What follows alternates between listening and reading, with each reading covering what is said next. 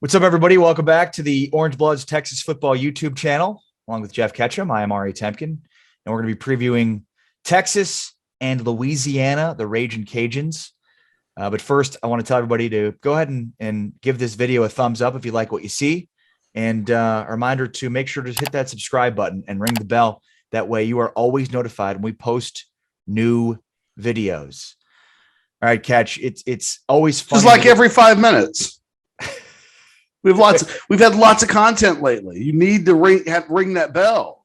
You are a content machine, Catch. I mean, you are like churning out content. Like, it's crazy. That's how I roll. That's right. It's funny. This week is always funny to me because it's like we've basically had some of the same conversations all off season, right? Because it all leads up to the expectations and everything going into this particular game, because it's the first game we're going to see and we know about it all off season. So even though, certain parts of the narrative and discussion and rhetoric evolve, it's just funny because it's like we're finally in a game week. It's like, what do we talk about? Oh, all the same things we've already been talking about leading up to this game. No, it's funny. It was either this past weekend or the week before. I was going through some real writer's block, writer's cramp. Just wasn't quite sure where I wanted to take my 10 thoughts from the weekend. And I got to a super late start. And I was telling my wife, I was like, I've only got to write 5,000 words, but I can't quite figure out how I want to get started. And I was just like, I finally have reached the point where I need the games to happen. Right. So I can just start talking about something else that's new. We have spent the better part of the last 8 months kind of peeling back the onion on an onion that's completely naked at this point. Texas has a starting quarterback, but it's not because we didn't beat that topic to death. And, I think the coverage of the team is so precise that even when the Longhorns put out a media guide on Monday, You didn't look for the media guide to be surprised. You looked at the media guide to go, yeah, everything as I expected. Mm-hmm. So what's cool about Saturday from my perspective is that you and I and Anwar and everybody else, we truly don't know. Right. And there's a big old wilderness waiting for us with the beginning of the Steve Sarkisian era that doesn't include a layup game on Saturday. They've got an honest to goodness opponent that could beat them and leave them with an L if they don't bring their A game. And that's exciting. I'm looking forward to the process finally being tested. Right. Well, and how many times have we gone into the start of a season where, it's the same topics all off season, and then they open with Rice, where it's like, oh, okay, they're going to beat them by 30 and there really won't be much to talk about in terms of takeaways from this game. So it's good to open up with an opponent that's top 25 opponent, coming off consecutive 10-win seasons. I actually heard an interview with Billy Napier, I think it was this morning. And, he was just talking about the excitement of playing this game. And he's like, I'd be lying to you if I told you when we scheduled this game 4 years ago that we figured we'd be in this position. And so it is sort of funny that this is how the Sark era starts, with a really difficult game against an opponent that 4 years ago you thought would be a Rice. Yeah, it's funny how the South Florida series from the last couple of years, that ultimately we didn't get the games that we wanted, when it was like, holy cows, Charlie Strong's going to be at South Florida, and like that thing's about to happen. And then even now you think about the SEC matchups and what the anticipation for what those have been, but now those are conference mates. Like it's a very quiet, undiscussed little subplot to the season. But next Saturday, very small, feels like Texas in its first SEC game. Right. On the road at Arkansas. Arkansas is certainly going to treat it like that. And it's one of the real interesting things about this game is no matter what happens, win or lose, they've got to pick themselves up and get ready for what might prove to be an even more difficult game the next week in Fayetteville, perhaps not against a better team, but in an environment that will be the opposite of the friendly confines of DKR. And I'm really interested to see this team and what it is that I think it is against two pretty good teams, because if they can go 2-0 in the beginning, if they even go 1-0, but with a little pizzazz, right? Because I think even most people around the country are like, Texas may win this game, but it's going to be close. Fourth quarter, last possession, who has the ball last? What does it say about Texas, though, if it's able to come out and flex? And there's probably another question out there that says, what happens if they come out really, really slow and Louisiana does to them what they did to Iowa State a year ago? There's just so many storylines that could go in any kind of a direction. And it's been a while. It has been more than 8 months since we had a Texas football discussion where what we were about to talk about didn't seem obvious from the outset. Yeah, no, that's a great point. So Anwar has officially picked Louisiana to win this game. Is that, or did he just dabble with it in one of the prior videos? He has not backed down as of yet. A lot of people are looking at that and think that Anwar is lukewarm on Hudson Card. So at the moment it started to look like Hudson Card was going to be the starter, that's exactly the same moment when Anwar started. I think they're going to lose to Louisiana. I think we've all backed him into it now. He's going to do it. So where are you on that? Like, I'm assuming you're going to pick Texas to win this game. Yeah. What are they favored by a touchdown? Is it 7? Is that what it is? Latest 8 is the last number I heard. 8.5. It wobbles from time to time, up, down. I think, a lot of this conversation for me comes down to, I believe Hudson Card has the ability to be a first round pick. I think he's a guy that's destined to be a high-level NFL draft pick. And what's weird is I'm not even the one that puts the most hyperbole on his name. When you read articles from The Athletic and you've got Tom Herman, coaching staff members, referring to him as Aaron Rodgers, when Sam Ellinger, he made some comments about Hudson Card, on his way out. About he's like, oh, God, I just watch him. Yeah. And wonder, what must it be like to throw a football like that? Like, Sam Ellinger wears Hudson Card underoos kind of stuff. And even when you look, the coaches on this staff have a really tricky little thing to navigate, because on one hand, they probably want to gush about Hudson. It's just hard because they're so focused, I think, right now on keeping Casey Thompson. But if Hudson Card plays poorly, Texas will lose this game. But if Hudson Card plays at 75% of his capacity, I think this is a game that Texas can win by multiple scores. It's just a matter of, you're talking about he's making his first start at home, first start at home against a ranked team. I mean, there's just a number of firsts that he's going to have to go through. And I think he's very similar to Spencer Rattler from a year ago. You could look at Oklahoma and Spencer Rattler and go, oh, he's not great yet, right? We watched the first month of the season. They go 2-2. They go to Dallas. He gets benched in the game. Right. But nobody there thought to themselves, Spencer's not going to make it. Right. It's just a matter of when does that proverbial light switch come on? And it came on for Spencer Rattler in a way really shortly after being benched at the Texas game, where suddenly it was like, oh, that guy's going to be the first pick in the draft, isn't he?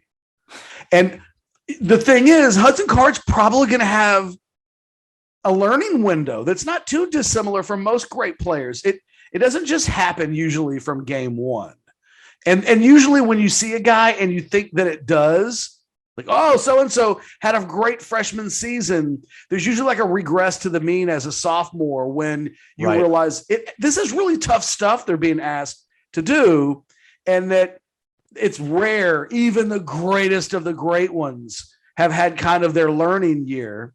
But that, to me, that's where I don't know what this Texas team does. How long of a learning year is it for Hudson Card?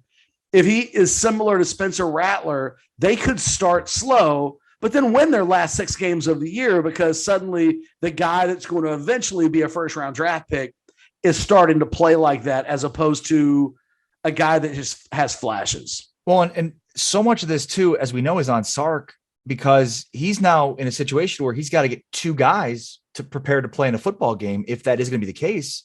And so much of what we hear and know about Sark is he's matchup oriented, and he's more like Lincoln Riley.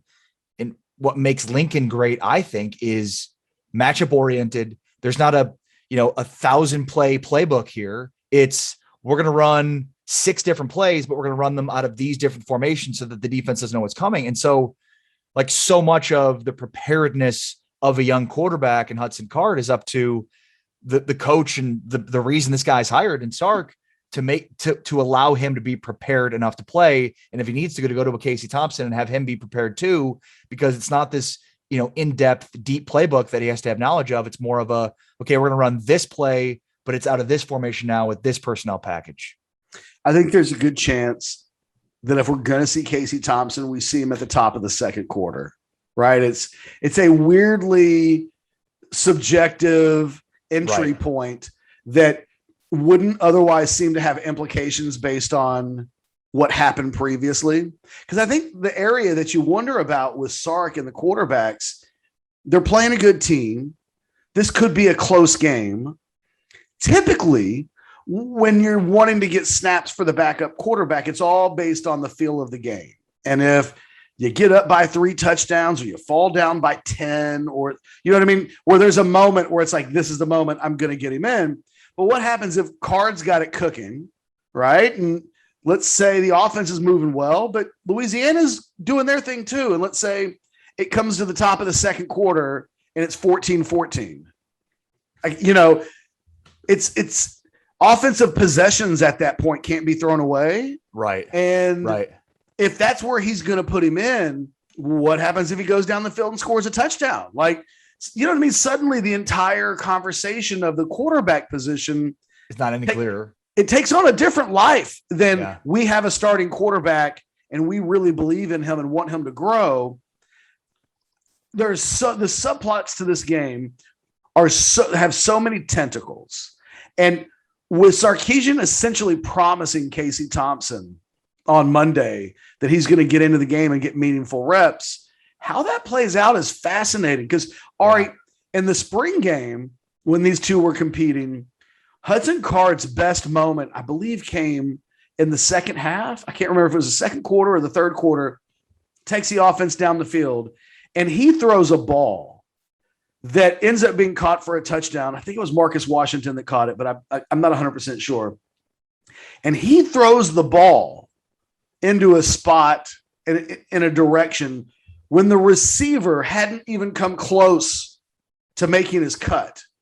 So the receiver makes the cut. The ball, it's very much an NFL throw. The DB literally never saw anything happen. The throw came so quickly and was such a pro throw. It was the kind of thing you'd see Aaron Rodgers do, where by the time the DB turned around, the receiver already had the ball and was celebrating in the end zone. And it was very much a whoa. It was the first whoa, he can do that. And I turned around to a number of people, metaphorically, of course, but just even on Orangebloods, and it's like, we haven't seen that throw come from a quarterback. I don't know. Was Colt doing that? Maybe not. You're starting to put yourself into, from an arm standpoint, like maybe him versus a Chris Sims. Yeah. There's been a very few number of guys, but what was significant about that, it was like, okay, Hudson's got it cooking, and then Sark took him out of the game. Sark took him out of the game and sat him at that point, and it seemed like he did it because Thompson was struggling. And the thing in the spring game, it felt like I'm not going to let either of these two guys pull away from the other. Mm. So right at the time when you got Hudson Card looking like, here he comes. It's like, yeah, okay, Hudson, you go sit on the sideline. And so I'm curious tomorrow what happens. That's interesting. Or on Saturday, when they put Thompson into the game, it might not be as conventional as you and I have discussed, right? Top of the second quarter. Right. That's when we're going to bring in the Casey Thompson package. I bring that up, but the reality is, to Sark's credit, because Louisiana's got to be having this on their brain as well, I don't know that any of us can safely say when and how he's going to do it and what the implications are once it happens. Yeah, well said. In terms of Louisiana, it's well documented. It's a good football team. They won 10 games in back-to-back seasons. They did not have a Sun Belt championship, so they don't have an opportunity to win the Sun Belt this year, but probably would have only lost one game to Coastal Carolina by 3 points. They return everybody on defense, virtually everybody on offense, except for their top two rushers. They have a really good quarterback who's experienced in Levi Lewis, good receiving core, but I think the defense is where you look. And look, I'm picking Texas to win this game. But that's the thing that stands out to me more than anything, because I think the Texas defense will be fine, and I think they'll be able to push them around a little bit up front. I think that's where the Power 5 G5 thing matters the most. It's defensively, this is an experienced veteran defense that especially good up front, but their ability to win up front allows them to do things the back end that they could take some chances to be more aggressive. And so that's where, that's to me where the game within the game here. Yeah. I wrote about this in my 10 thoughts from the weekend. So for those of you that read that and think I'm about to just regurgitate the same information because I have nothing else left in my brain, you are correct. And if you haven't read it yet, go subscribe to orangebloods.com and go read exactly. The thing that really there's two things to me that really stand out about Louisiana coming into this game. One, they beat the brakes off of Iowa State last year in Ames. It was a season opener, whatever. We know Iowa State ended up being a very good team. And we know that in the end, Louisiana ended up being a good team, that nobody looked back at that with their record and said, well, that was just a flat out accident. Right. No, they came in and beat the brakes off of a good Cyclones team in Ames. The other thing that stood out to me is that upon the rest of their schedule, I believe it was either 6 or 8, but they played a lot of one-score games a year ago. I can't remember the exact number. It was either 6 or 8. The only one-score game that they lost last year was against Coastal Carolina. So this is a team, if you were asking me how to describe what Louisiana is, at their best, they can beat somebody. Like they beat Iowa State. But week in and week out, this is a team that has taught itself how to win close games. Yes. I think that if this is a close game, we get into the fourth quarter, Louisiana suddenly becomes a team that's played in a lot of these games with a veteran quarterback that's making his 29th start, if I'm not mistaken. He's 24-4 as a starter. Yeah. So to me, if you're Texas, you want to win this game and have it done with going to the at the end of the third quarter. And if you're Texas, you probably should. But Louisiana doesn't blow out every team it plays. So if you're Texas, you're like, God, they only beat this team by 3 and they only beat this team by 4. And like, we ain't that team. Right. And it's like they feel like a group that does play down to their opponents sometimes, but we've seen them play up because Coastal Carolina was a good team. Coastal Carolina is a team they're ranked this year. So, I don't want to be completely dismissive of Louisiana. I think Texas fans are in for a bigger rude awakening with just how good Louisiana is. They're not the normal showing up for a paycheck team that the Longhorns would schedule. And I think you mentioned that Billy Napier says, when this game was scheduled 4 years ago, this isn't what we thought it was. You're right. You're damn right. It wasn't. If Texas had thought this was what it was going to be, right, they wouldn't have scheduled the game. They'd have found a different Louisiana directional school instead of the one that might kick them upside the head if they're not careful. Yeah, my buddy Matt Moscona, who does a great job in covering LSU and works at Baton Rouge, he says they're not the University of Louisiana. They're Louisiana-Lafayette. I don't care that they want to be called the University of Louisiana. They're Louisiana-Lafayette. Okay, there's no University of Louisiana. You don't get to have it. It's them trying to take over LSU's brand. They're Louisiana State. We're just Louisiana. I like it. It's bold. It's bold. It's a little. Remember when? Back in the day, Texas State used to be Southwest Texas. Oh, yeah. And then they were like, you know what? We're going to be Texas State. And it made them feel not like a regional school all of a sudden. So I get it. Yeah. I'm all for this weird little power grab through words. They should call themselves the Louisiana University. The University of Louisiana. All right. Should be fun. Of course, make sure to subscribe to the channel here at Orangebloods Texas Football Channel. Ring the bell. That way you're always notified when we post new videos. We've got plenty of great stuff coming all day, every day, and throughout this week into game day. For Geoff Ketchum, I'm Ari Temkin. But for now, we're out. Real quick. I have a baby question for you. Yeah. Last thing, of all of our guys that we've been doing shows with, so DeMarvion and Keandre and Jake and Xavier, who's the guy you're looking forward to the most to watch on Saturday, just because you've gotten to know him now through doing the videos? So I want to say Xavier, but I think it's DeMarvion. Yeah. I'm not going to lie. I'm going to be rooting for DeMarvion all season, like in ways I just otherwise wouldn't. Totally. His videos are amazing. He's got great personality. I love it for sure. I mean, and you knew with the way that he had the armbands, like he was full of personality, but yeah, he's the guy. You watch his videos, you just can't help but root for him. It is like watching Hard Knocks. Yeah. And then you get attached to the players in Hard Knocks. And then when they get cut, you're like, oh God, I was rooting for him. It won't quite be like that because nobody's getting cut, but it'll kind of be like that. Anyway, that's it. Yeah. All right. Again, make sure to subscribe to the channel, ring the bell. And if you like what you saw, give this video a thumbs up. But for now, for Geoff Ketchum, I'm Ari Temkin. We're out. Peace.